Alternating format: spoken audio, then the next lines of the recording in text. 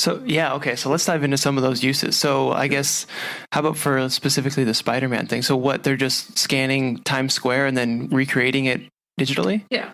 Yeah. So what they can do now, because these scanners, they started with one photon, or, not one photon, lots of photons in one little pulse, and then you measure. Well, now they've got arrays of lasers that can, it'll be on a tripod. They'll push a button.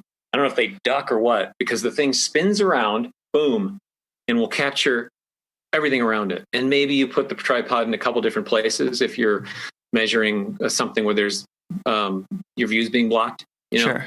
But, and then they can push another couple, but download this enormous amount of data, and then often put it through a CAD program. They have visual cameras that are on the same mount that are pulling in the color data and the actual, image data. Oh yeah. And then boom. Truly, and there's post-processing that has to be done, but a lot of it's been automated over the years.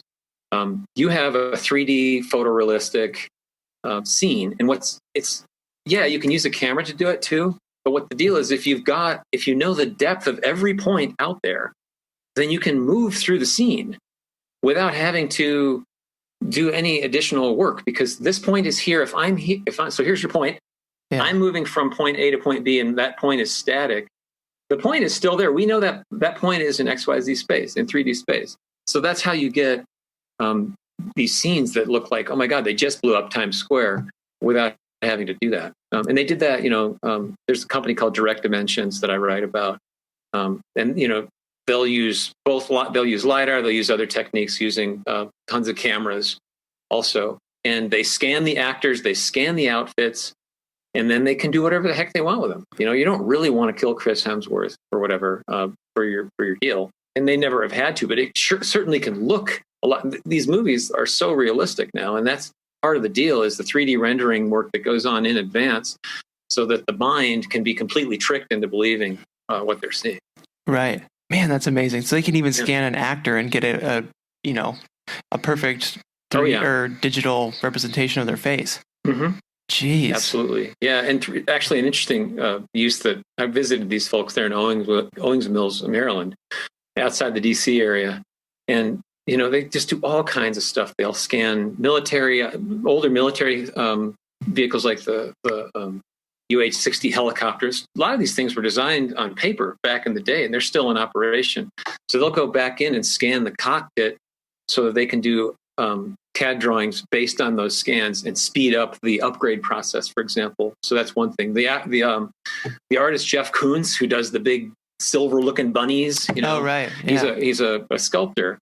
He uses these folks to do these highly, highly precise digital renderings that feed into his work.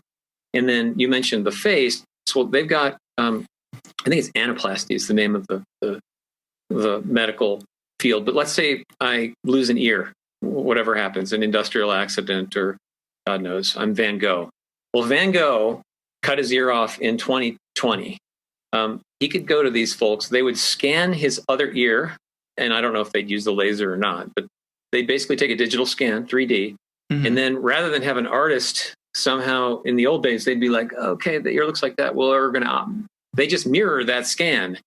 And then boom, you have a silicon mold and the other ear is in perfect condition. And they have it looks like a little medical area. They'll do all kinds of facial and other features. So holy crap. Yeah. The uses are like endless.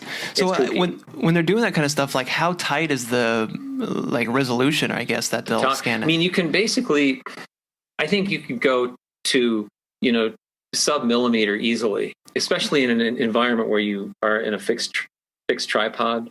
And that could, again, sometimes they use cameras for these things. But with a laser, for example, you just scan it over and over and over. And if the person's not moving and the laser isn't moving, then you could get to an accuracy that, you'd have the pores, you'd have as much detail as you need. I think they don't need that kind of detail for an artificial ear, because people aren't going to be right up to your ear saying, "No, wait, is that your real ear?"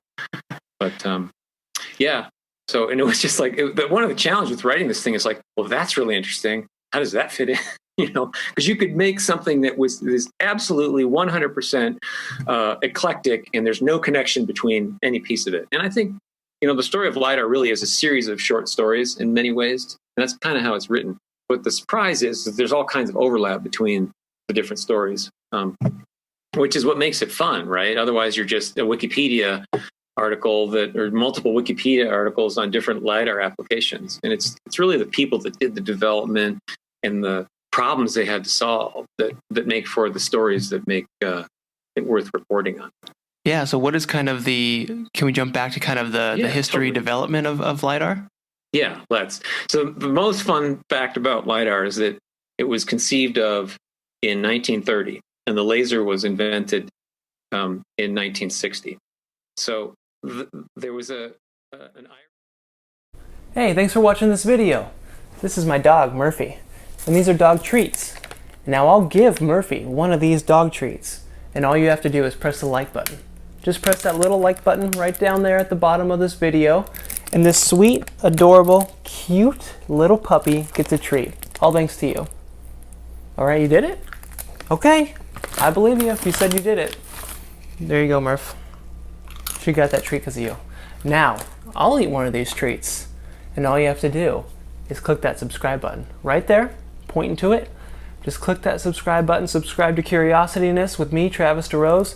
Get lots of good video, and I'll eat this treat. Alright, you did that too? That's not very good. Bro, not very good.